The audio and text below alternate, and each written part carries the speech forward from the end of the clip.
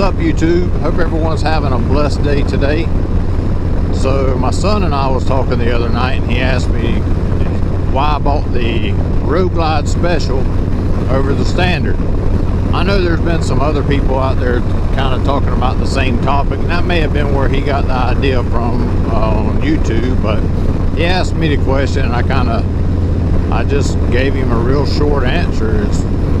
I like the way the Road Glide Special looked over the Standard.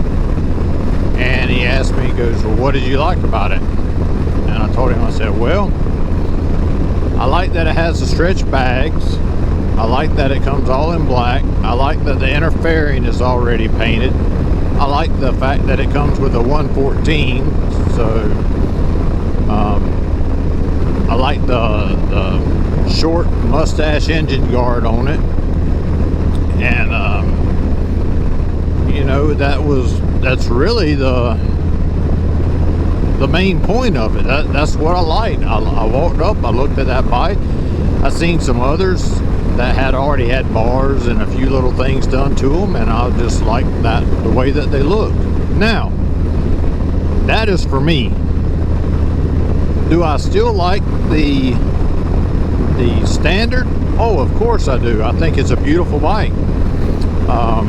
But I will tell you, I'm not a big chrome person. I just don't like chrome all that much for me. I've done the whole chrome thing when I built cars and trucks years and years ago, and the work that it takes to keep one of those looking nice was just more than what I really felt that I wanted to fool with. Now, I know the chrome on a motorcycle, know people that's had them for years and not had any issues with them and stuff like that, but for me, I just didn't want that a little bit of worry and headache about it. So I chose, for me, to stay with all black bike. You look at my Lowrider S, it's all blacked out also. So anyway, so thinking about it, if somebody was to ask me which bike that I would suggest to someone, I would say get the one that you like. I think there's advantages to both of them. Oh, so if you look through here, we had some really high winds the other day and had a tornado come through, and I don't know if y'all can really tell a whole lot, but it blew quite a few, broke trees off, snapped them off. You can look over there. They've been doing, you can see over there where it blowed stuff over all through there. So as y'all can tell, we had a lot of damage through here. So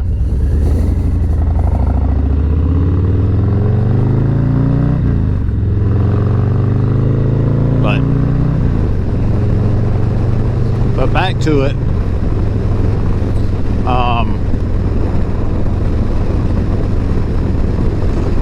I think the bike that you need to get is the one that you like. So I do think there are some advantages to buying the Standard.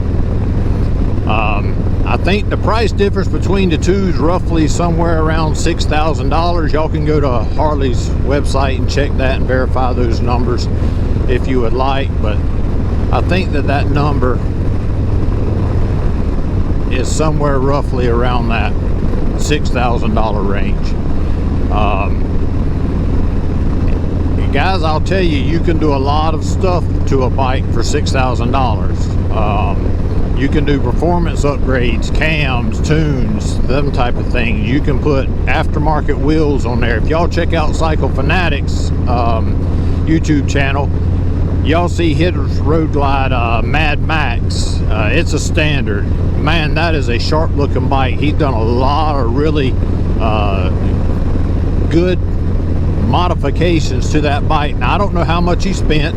I don't know that, but I will tell you, he has turned that bike into a phenomenal looking bike. So if y'all hadn't never seen his channel, y'all go check his channel out too, because it's a Mad Max is what he calls his Road Glide, and that bike is a a phenomenal looking Road Glide standard.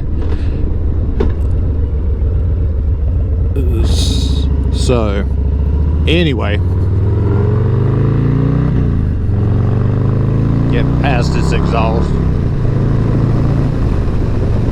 So anyway, again, performance upgrades. Now, when I talk about upgrades to a bike, if you're going to buy a standard and a special, or a standard or a special, there's some upgrades people are just going to do regardless, right? So some of those upgrades are going to be bars, maybe exhaust, a few little add-ons here and there, maybe a different windshield. If that was money you was going to probably spend anyhow to modify that bike, so I'm not counting that in that $6,000. But you can put different wheels and tires, or different wheels on there if you want. You can keep the same tires. I think they're pretty good tires myself. But you can do that. You can change wheels. You can do performance engine upgrades that you might not have done if you done the 114 over the 107. You know, you could put a full exhaust on it instead of just slip-ons if that's what you want. You know, there's lots of things you can do, custom paint work, but depending on that, you could spend a lot of money.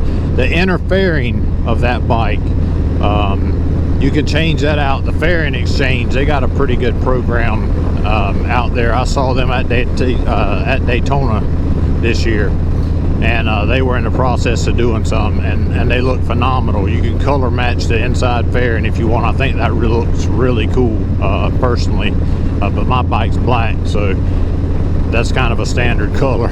So but I also will say that, you know, the sound system in there. So my radio on my lowride, or I'm sorry, my radio on the special, it's pretty good up until around 55, maybe 60 miles an hour. Now I ride with a full face helmet, so it's really hard to hear sometimes. If I open my visor up, I can actually hear it a little bit better. But after that, I just turn it off. I don't even listen to it, just because even wide open, it's so distorted, and you got other road noise, wind noise, things like that. You just can't. I can't hear the radio. So you could put a little bit of money into your sound system if you wanted to, and actually I think you could have a better sound system on the standard if you upgraded it with the $6,000 that you might have left over. But anyway, just kind of talking through that, is I think that the standard is still a good bike. I think it's not one you should just pass over because you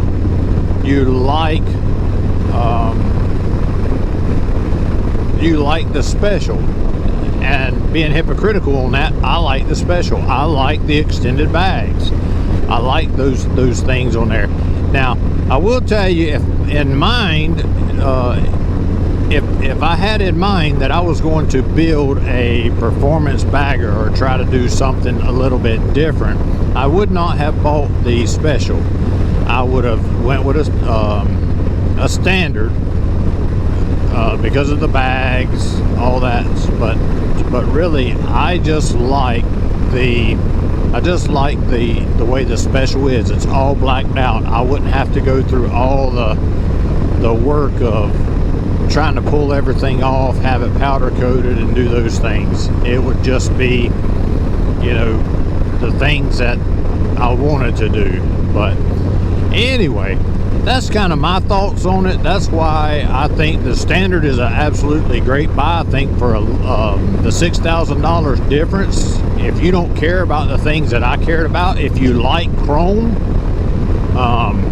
if I was going to buy the two chrome bikes, either a special in chrome or the standard in chrome, I would probably buy the standard, just because I could put extended saddlebags on there. I could put the color match fairing in, and really my personal opinion is The 107 is a great engine. I think it to the 114, everything being equal, yes, the 114 I believe will, I'm not going to say I believe, I know it will outperform the stand, but I don't think it's but just by a little bit, guys, just by a little bit. And the reason why I say that is I've ridden them both, and I'll tell you, they of course my Lowrider S has a 117, but I'll tell you the 114 and the 107, I really can't tell that much difference. Seated to pant dyno, and you put them on a real dyno, you put them out there on a racetrack with two competent riders, I think the 114 would beat the 107 hands down. But I think normal everyday riding, the type of riding that I do, I don't think you can really tell a difference. It's just my opinion. Unless you looked at them, I just don't think you could tell a difference in seat of the pants riding. So anyway, if you're new to the channel, guys, please check out the content, and if it's content that you guys like, please consider subscribing. It would go a long way to help out the channel, and it'd be highly appreciated. If you're a returning subscriber, guys, I appreciate y'all so much, and thank you, and have a wonderful day.